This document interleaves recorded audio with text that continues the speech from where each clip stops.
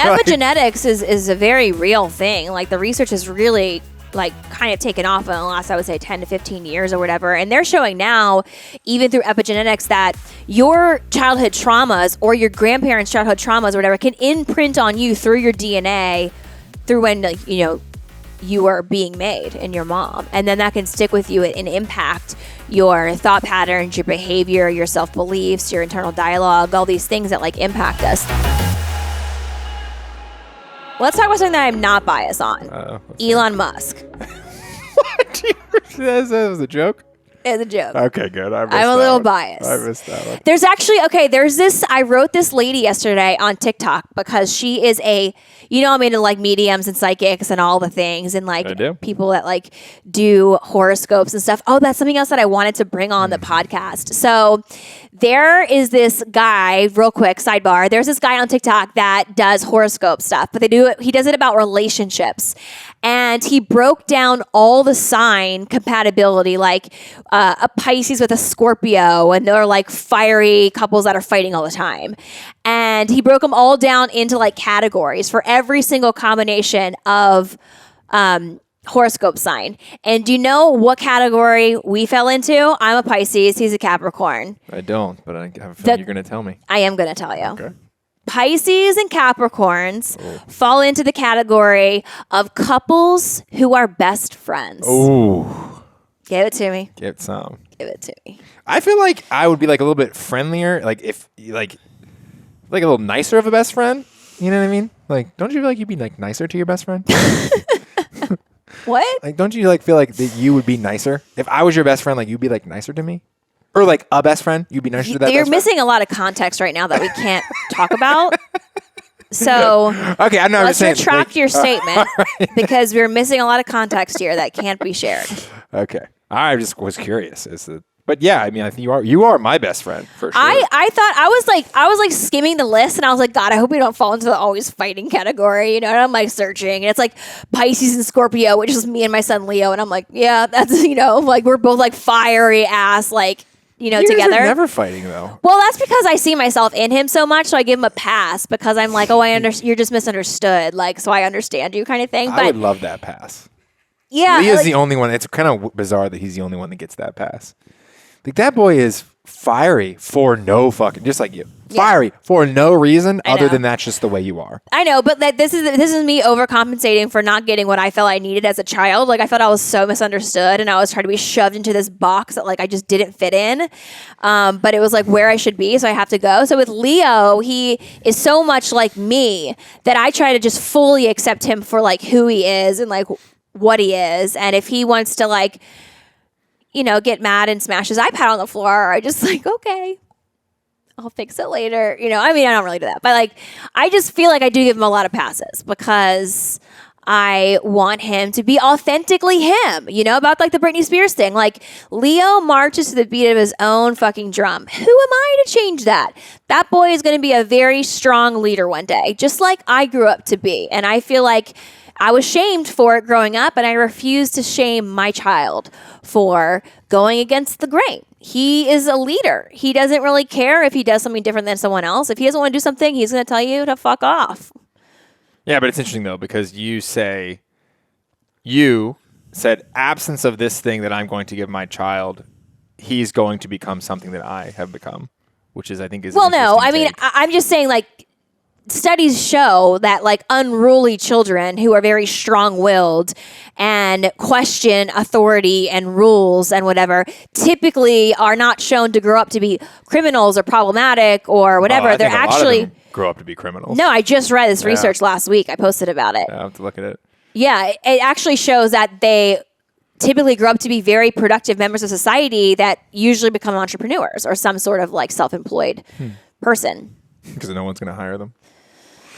Hey, whatever. I mean, I don't know. No, maybe they don't want to get hired. I didn't want to. I mean, it's an interesting personality trait. I think. I don't know. It's interesting. I have the same kind of relationship or like thing with Kenzie, although it makes me kind of question my childhood a little bit more versus like it's like kind of understanding the nature versus nurture thing, and it kind of like reweights Nature. what I had. Like, 'cause to me, it's like, oh, I'm just the sum of all my experiences and my parents and all this other stuff.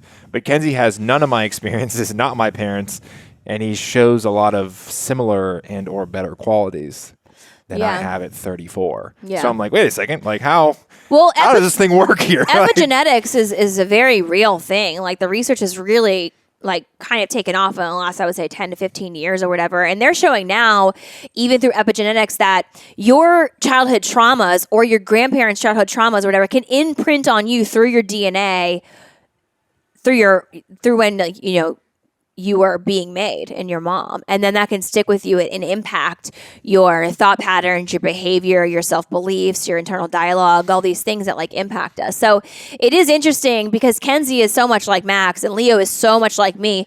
And I'm looking at Leo like, oh my God, did I imprint my traumas on him? Like, oh my God. Like, cause he's had, you know, such an amazing life and, you know, not had anything happen, you know, and still shows like a little bit of like kind of what I had in childhood, which was, you know, according to like the ACE childhood trauma test was like a 7 or 8 out of 10, and anything above a 4 shows you a significant childhood trauma. So Congratulations. Hello. You win.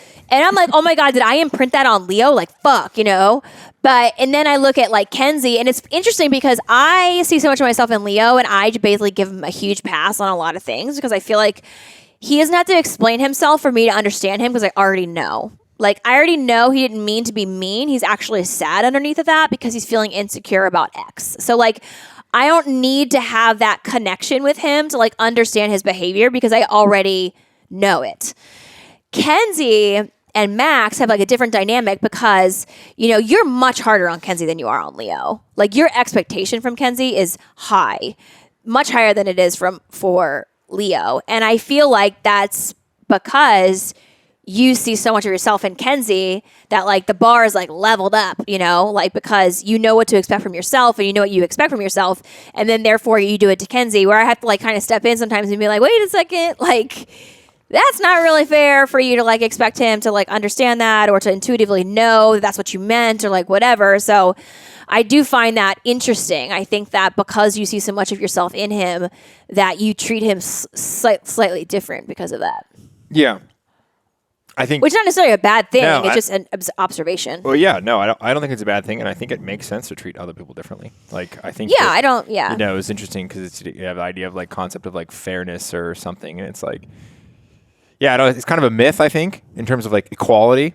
And I think you treat other people how they prefer to be treated, and I think the difference is I treat them the same way.